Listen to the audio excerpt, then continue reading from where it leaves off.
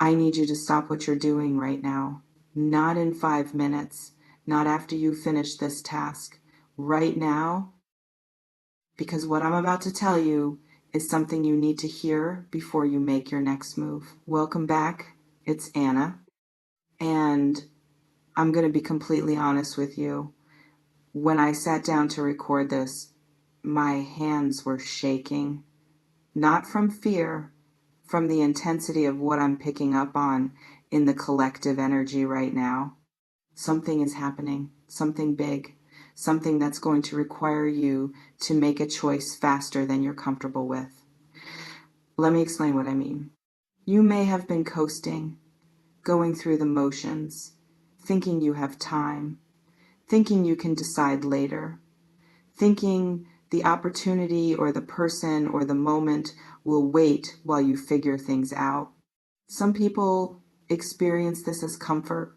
They're not happy necessarily, but they're stable. They know what to expect. They're managing. It might feel like you're in a holding pattern, not moving forward, but not falling apart either, just existing, waiting for the right time to make a change, waiting for clarity, waiting for certainty. But here's what's about to happen. The holding pattern is breaking. The stability you've been relying on is shifting. And you're going to have to move whether you feel ready or not. Let's pause here. This reflection invites you to consider, have you been putting off a decision because you're waiting for the perfect moment?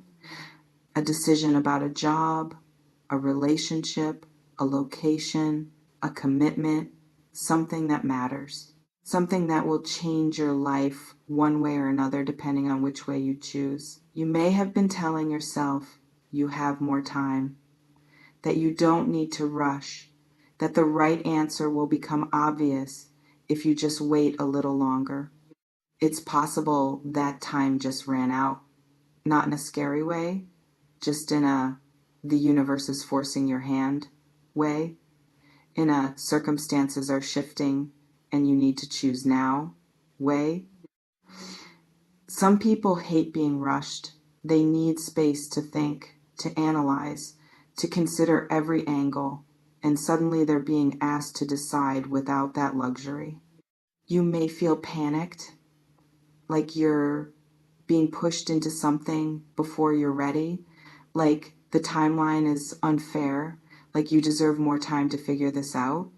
But sometimes timing doesn't care what you think you deserve. Sometimes the moment arrives and you either step into it or watch it pass.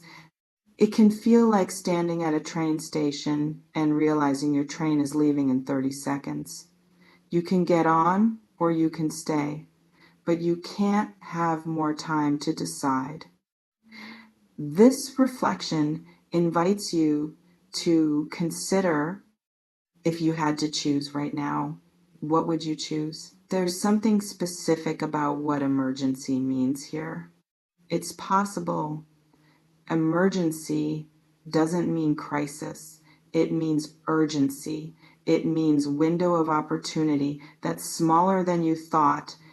It means someone or something is moving faster than expected and you need to keep up or get left behind. Maybe it's a job offer with a tight deadline. Maybe it's someone giving you an ultimatum. Maybe it's a living situation that's changing sooner than planned. Maybe it's your own body or mind telling you that you can't keep going like this. The emergency is that the comfortable middle ground you've been occupying is disappearing, and you need to pick a side. Move forward or move back. Commit or release. Step in or step out. Some people experience this as terrifying. They've been avoiding the choice specifically because both options feel risky. Both paths have potential pain. Both directions require sacrifice. You may have been hoping for a third option, something that lets you have both, something that requires less courage, something that feels safer. But that third option doesn't exist. It never did. You've just been pretending it might while you delayed the real choice. It can feel unfair, like you're being forced to choose between two hard things when you'd rather choose neither, like you're being punished for being thoughtful instead of impulsive. But it's not punishment, it's just life. Life doesn't wait for you to be comfortable, it moves. And you move with it or you get dragged. This reflection invites you to consider, what are you more afraid of? Making the wrong choice or not choosing at all? Let me talk about why I'm shaking. It's possible I'm shaking because the energy around this is so intense. So many people are at this exact crossroads right now. So many people are being pushed to decide, to act, to stop waiting. And the weight of that collective momentum is palpable. You can feel it in the air, the restlessness, the anxiety, the sense that something's building and it's about to break. I'm shaking because I know how hard this is. I know how much courage it takes to choose when you don't feel ready. I know how terrifying it is to commit to a path when you can't see the whole road. Some people think courage means not being afraid, but courage is being terrified and choosing anyway. Courage is shaking and still stepping forward. You may be shaking too, literally or metaphorically. Your hands might be unsteady, your stomach might be tight, your chest might feel like it's being squeezed. That's not a sign you're making the wrong choice. That's a sign you're making a real choice, a choice that matters, a choice that has consequences either way. It can feel like you want someone to tell you what to do, to take the decision out of your hands, to remove the responsibility of choosing. But nobody can do that. Nobody else can live your life. Nobody else can know what's right for you better than you know it yourself. This reflection invites you to consider, deep down, underneath the fear, do you already know what you need to do? There's something about what I must notify now means. It's possible I'm notifying you because you've been ignoring the signs. You've been seeing the writing on the wall and pretending you don't. You've been feeling the shift and telling yourself it's nothing, but it's not nothing. And if you keep ignoring it, you're going to find yourself making the choice by default instead of by decision. You're going to let circumstances choose for you instead of actively choosing. And that's a different kind of regret.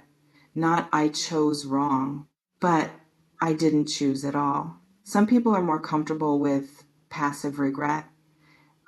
At least they can tell themselves it wasn't their fault.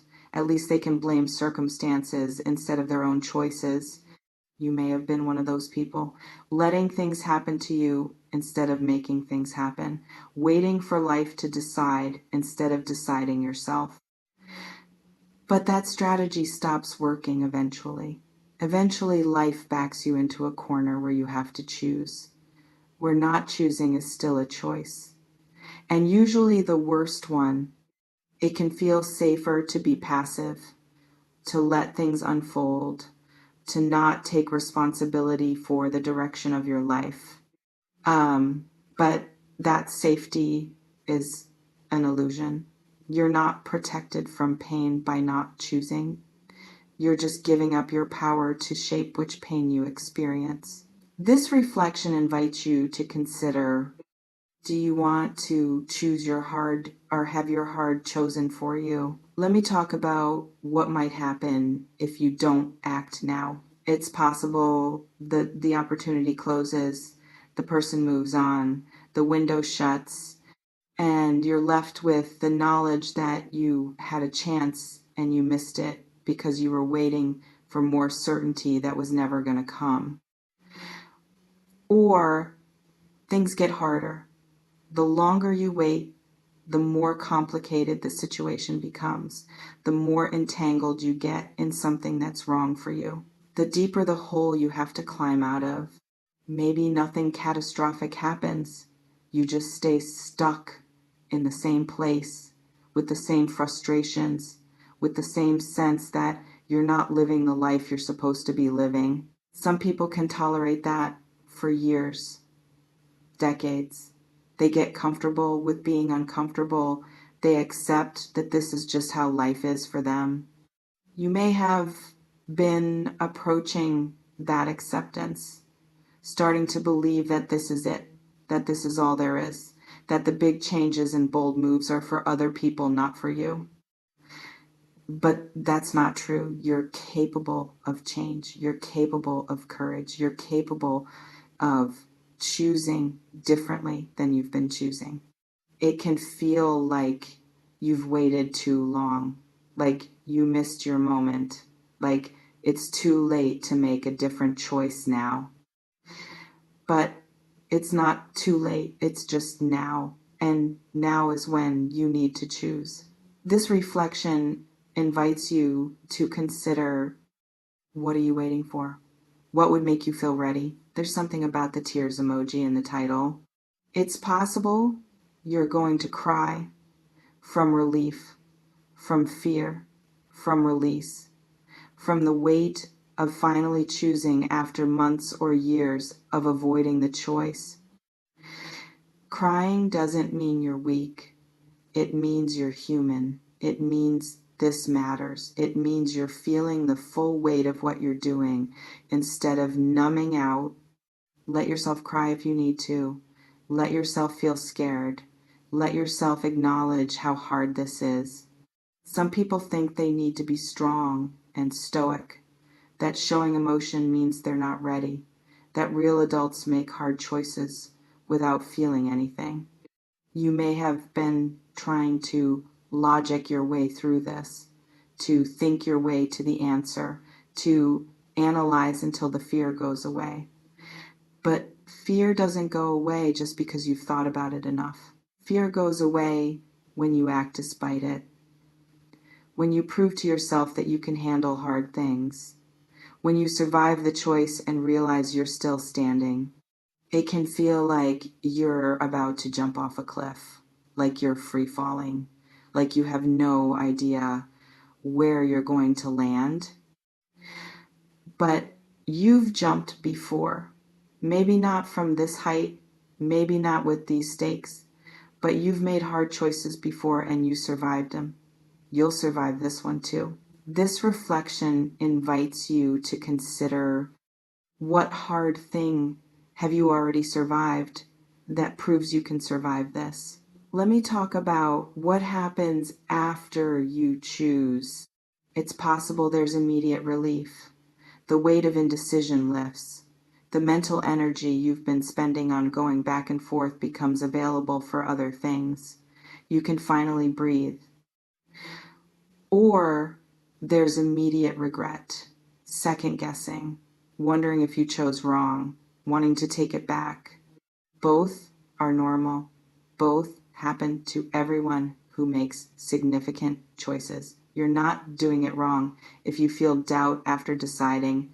Some people think the right choice feels clear and peaceful immediately, but often the right choice just feels like you finally chose.